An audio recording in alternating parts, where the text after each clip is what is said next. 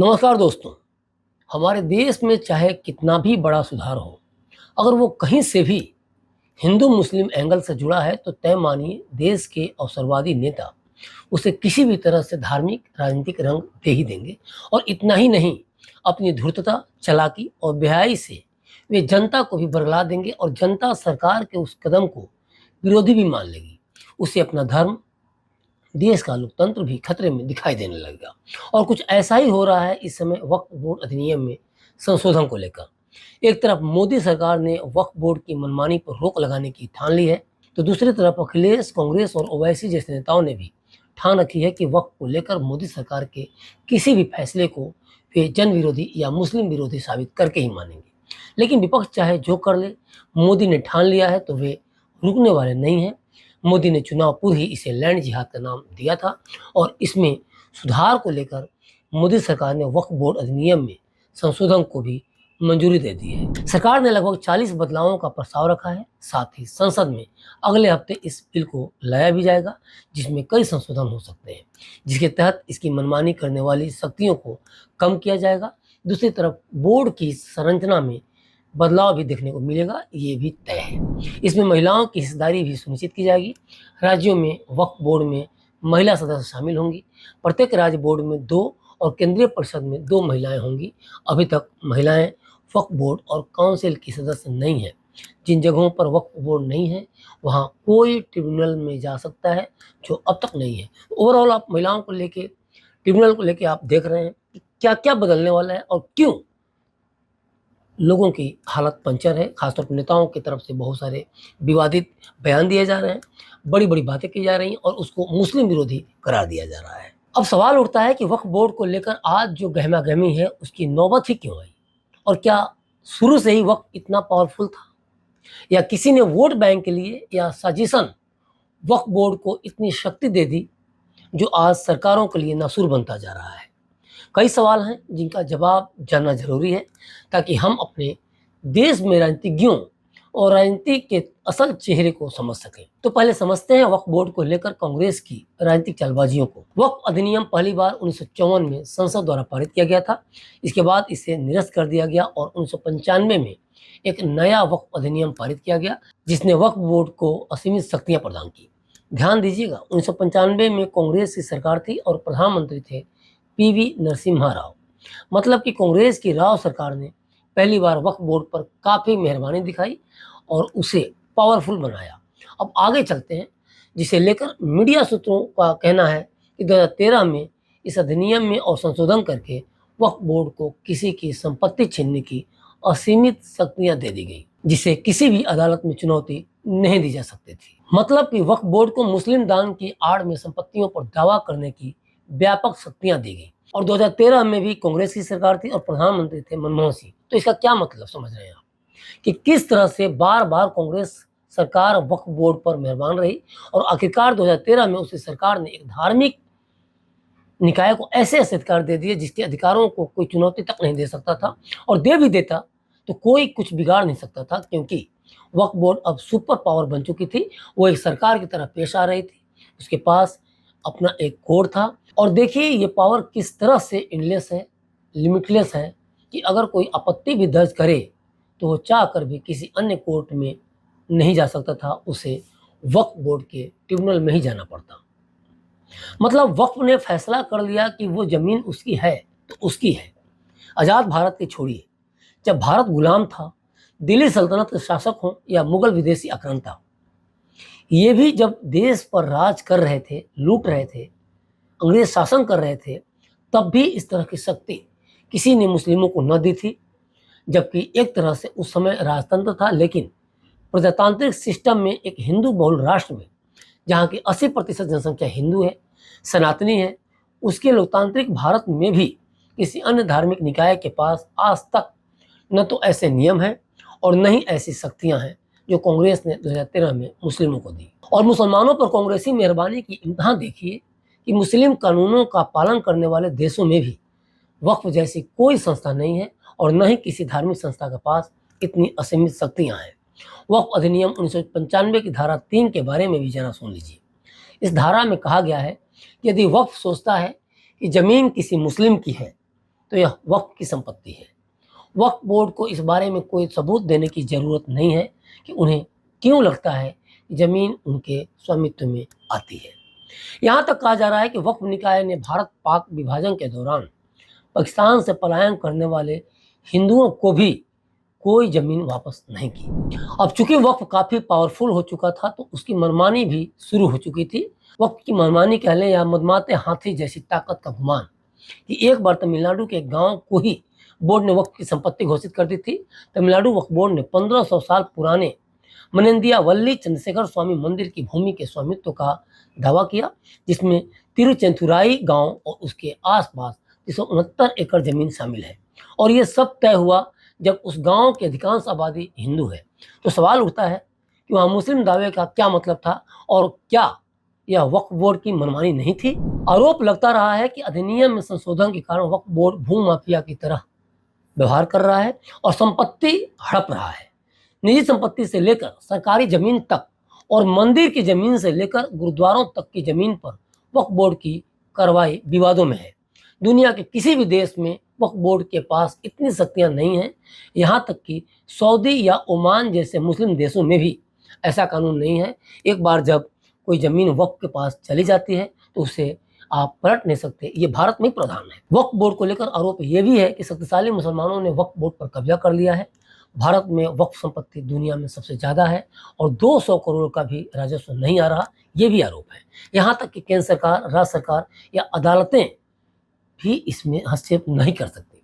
वक्फ board पर नियंत्रण रखने वालों के अलावा अन्य लोग भी इस कानून के खिलाफ हैं।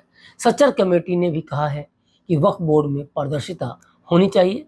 वक्फ संपत्ति का उपयोग सिर्फ मुसलमान ही कर सकते हैं और ऐसा नहीं कि मोदी सरकार को सपने आए और उसने ठान लिया कि वो वक्फ को लेकर बदलाव करेगी ही, बल्कि वक्फ के खिलाफ हजारों शिकायतें भी हैं। जैसा कि मैंने ऊपर भी कहा, हालात ये हैं कि वक्फ बोर्ड के पास इतनी अधिक संपत्ति हो गई है कि वो अपनी विशाल संपत्तियों पर नियंत्रण तक नहीं बना पा रही और कानूनी लड़ाइयाँ लड़ रही है। बोर्ड पर आंतरिक अराजकता के कई आरोप हैं। अतिक्रमणकारियों और भ्रष्टाचारियों के कई आरोप लग चुके हैं। बोर्ड पर यह भी आरोप है कि वह भूमि और सार्वजनिक स्थानों को वक्फ बनाकर अधिग्रहित करता रहा है। देखा जाए तो सशस्त्र बलों और रेलवे के बाद वक्फ बोर्ड भारत में तीसरे सबसे बड़े भूमि मालिक बने हुए हैं। मीडिया में जो खबरें हैं उसके मुताबिक शुरुआत में वक्फ की पूरे भारत में करीब 52,000 संपत्तियां थी। 2009 तक यह संख्या 4 लाख एकड़ भूमि को कवर करते हुए 3 लाख रजिस्टर्ड संपत्तियों तक पहुंच गई थी। सूत्रों ने बताया है कि आज पंजीकृत वक्फ संपत्तियों की संख्या 8,72,292 से अधिक हो गई हैं, जो 8 लाख एकड़ से अधिक भूमि पर फैली हुई हैं। मतलब 4 लाख एकड़ से बढ़कर 8 लाख से अधिक एकड़ तक भूमि बता रहा है कि कैसे यह महज 14-15 साल में ही दुगनी से अधिक हो गई है। अगर वक्फ कानूनों की बात करें तो वक्फ कानून में ऐसे ऐसे प्रावधान हैं कि सुनकर आपके होश उड़ जाएंगे। वक्फ प्रॉपर्टी दो तरह की होती है, एक वक्फ अल औलाद और दूसरी वक्फ बाय यूजर। वक्फ अल औलाद उस तरह की संपत्ति है जिसे आप अर्जित किए हों, जबकि वक्फ बाय यूजर वाली संपत्ति के वक्फ होने का आपके पास कागजात तक नहीं हो और अगर आप उसे धार्मिक कार्यों के लिए यूज कर रहे हो तो उसे अल्लाह के नाम पर कर सकते हैं। और वक्फ बोर्ड के पास ये अधिकार 1995 से पहले नहीं था, बल्कि 1995 में कांग्रेस के नरसिम्हा राव सरकार ने बोर्ड को दिए। मतलब देश का जो भी हिस्सा पसंद आ जाए, जिधर नज़र घूम जाए, वो वक्फ बोर्ड की संपत्ति हो जाए, कुछ इस तरह का प्रावधान है और वो भी अल्लाह के नाम पर कर दिया जाएगा। शुरू में संपत्ति को लेकर वक्फ का ये नियम था कि वो मुस्लिमों पर ही लागू होगा, लेकिन बाद में सभी धर्मों पर उसे लागू कर दिया गया। अब सवाल ये है कि वक्फ कैसे गैर मुस्लिमों पर अपने नियम थोप सकता है। और धर्मों में तो इस तरह प्रावधान नहीं है कि उसके नियम मुस्लिमों या वक्फ पर लागू होगा। वक्फ बोर्ड के पास ये अधिकार है कि वो किसी भी गैर मुस्लिम की संपत्ति को अपना बता सकता है। दूसरी बात कि हमारे आपके ज़मीन को लेकर कोई विवाद हो तो हम कोर्ट जाते हैं, लोअर कोर्ट जाएंगे, अपर कोर्ट जाएंगे, सुप्रीम कोर्ट जाएंगे और यही प्रोसेस भी है। लेकिन अगर किसी वक्फ की संपत्ति का विवाद है तो वो केवल ट्रिब्यूनल कोर्ट में ही सुनवाई होती है। यानी अगर वक्फ कभी कहता है कि किसी गैर इस्लामी शख्स की ज़मीन भी उसके हिस्से में आती है तो उस गैर मुस्लिम को वक्फ के ट्रिब्यूनल कोर्ट जाकर शिकायत करनी पड़ेगी। और वहीं अगर यही विवाद किसी अन्य धर्म के व्यक्ति से जुड़ा है तो बड़े आराम से मामला सिविल कोर्ट में सुना जाता है। और ये प्रावधान खांटी मुस्लिम देशों जैसे कि तुर्की हो गई, लीबिया हो गया, सीरिया हो गया या इराक, वहाँ भी नहीं है। और ये प्रावधान 2013 में मनमोहन सरकार ने संशोधन करके ले आई। मतलब एक सेकुलर देश में धर्म विशेष का अपना पर्सनल कोर्ट है, जहाँ वक्फ से संबंधित मामलों का निपटारा होता है। ऐसा ट्रिब्यूनल भारत में किसी और धर्म के पास है क्या? दूसरी बात ये, अगर किसी को वक्फ बोर्ड को लेकर शिकायत हो तो उसे 2 महीने पहले वक्फ बोर्ड को सूचना देनी ही होती है। ऐसी शक्ति सरकारों के पास होती है, वो नोटिस देकर आगाह करे लोगों को और सवाल पूछे। लेकिन पिछली सरकारों ने ऐसे ऐसे प्रावधान किए हैं कि वक्फ बोर्ड अपने आप में ही सरकारों के पैरेलल सरकार हो। और सुनिए, वक्फ बोर्ड के मेंबर पब्लिक सर्वेंट हैं। क्या हिंदू किसी और धर्म में भी पुजारी, पुरोहित, पादरी को इस तरह का दर्जा दिया गया है? दूसरी बात कि अगर मंदिर या किसी अन्य तरह का कोई केस है तो तय समय के अंदर ट्रिब्यूनल में आना पड़ता है, और अगर आप उस समय के अंदर वहां नहीं पहुंचे तो समझिए एक तरह से केस आप हार गए या फिर उससे कोई सुनवाई नहीं होगी। लेकिन वक्फ के लिए कोई ऐसा नियम नहीं है। ये भी सोचनीय है, ये भी वक्फ बोर्ड को सवालों घेरे में खड़े करता है। और इतने भेदभाव, इतनी मेहरबानी के बाद भी कांग्रेस इंडी गठबंधन को सेकुलरिज्म खतरे में दिखाई देता है। क्यों? क्योंकि उन्होंने जो किया उसे मोदी सरकार पूरी तरह से मनमानी के तौर पर देख रही है। बोर्ड के किसी भी जमीन पर दावे से पहले उसका वेरिफिकेशन कराना अनिवार्य कराना चाहती है, ताकि बोर्ड की जवाबदेही बढ़े, मनमानी रुके। महिलाओं की बोर्ड में भागीदारी मोदी सरकार बढ़ाना चाहती है, और वक्फ बोर्ड की मनमानियों को लेकर मुस्लिम बुद्धिजीवी, महिलाएं और शिया और बोहरा जैसे समूह लंबे समय से बोर्ड के मौजूदा कानूनों में बदलाव की मांग भी कर रहे हैं। तो फिर आखिर बेचैनी क्यों? तो सवाल उठता है कि बोर्ड अगर अपने रास्ते पर सही जा रहा है तो उसे जवाबदेही से डर कैसा, उसे वेरिफिकेशन से क्या घबराना? और सबसे बड़ी बात कि इस अधिनियम को लेकर राजनीति भी चालू हो गई है। समाजवादी पार्टी प्रमुख अखिलेश यादव कहते हैं कि उनकी पार्टी वक्फ बोर्ड की शक्तियों पर अंकुश लगाने वाले विधेयक का विरोध करेगी। मुस्लिम अखिलेश के कोर वोटर हैं और इसीलिए वे मुस्लिम तुष्टीकरण का कार्ड खेलते रहे हैं, और वक्फ अधिनियम में संशोधन का विरोध को उसी कड़ी से जोड़कर देखना भी चाहिए। जबकि अखिलेश एक वर्ड भी नहीं बोल रहे हैं कि आखिर सरकार वक्फ बोर्ड की मनमानी क्यों नहीं रोके, क्यों नहीं संशोधन करे अधिनियम में। संविधान और सेकुलरिज्म की दुहाई देने वाली कांग्रेस का इसे लेकर जो तर्क है, उसे देखते हुए साफ कहा जा सकता है कि कांग्रेस के पास तनिक भी राजनीतिक लाज शर्म नहीं बची है। जिस कांग्रेस की नीतियों के कारण वक्फ बोर्ड निरंकुश होता गया, जिस कांग्रेस ने वोट बैंक के लिए देश को ही एक तरह से वक्फ बोर्ड के हवाले करने की प्लानिंग कर रखी, आज उसी कांग्रेस के नेता नसीम खान की दादागिरी सुनिए। वे कहते हैं कि एक बार वक्फ की संपत्ति हमेशा वक्फ की संपत्ति होती है, इस एक्ट में संशोधन को बर्दाश्त नहीं किया जाएगा। सवाल है कि कांग्रेस वक्फ अधिनियम को लेकर संशोधन रोक कैसे सकती है, और क्या संशोधन करने का सरकारों को अधिकार नहीं है? और अगर कांग्रेस भी अपनी सरकारों के समय संशोधन करती रही तो वो इस समय ऐसी बातें क्यों कर रही है? 2013 में वक्फ को असीमित शक्तियां संशोधन करके कांग्रेस ने ही तो दी, तो फिर वक्फ की शक्तियों और मनमानी पर अंकुश लगाने के लिए वक्फ अधिनियम में संशोधन क्यों नहीं हो सकता?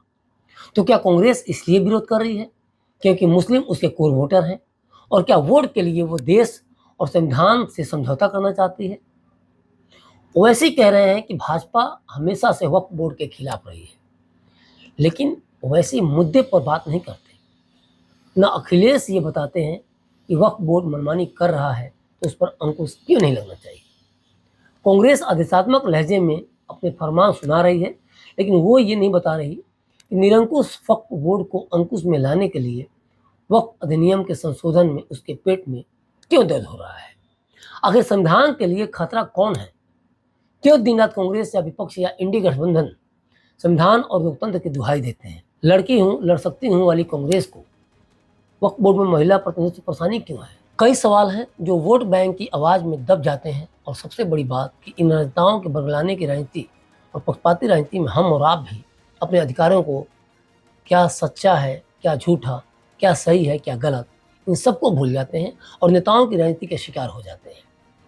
इस पूरी खबर पर आपकी क्या राय है, हमें कमेंट करके ज़रूर बताइए। नए मुद्दे के साथ हम फिर हाजिर होंगे। तब तक के लिए मुझे दीजिए इजाज़त और देखते रहिए क्लिक इंडिया। शुक्रिया।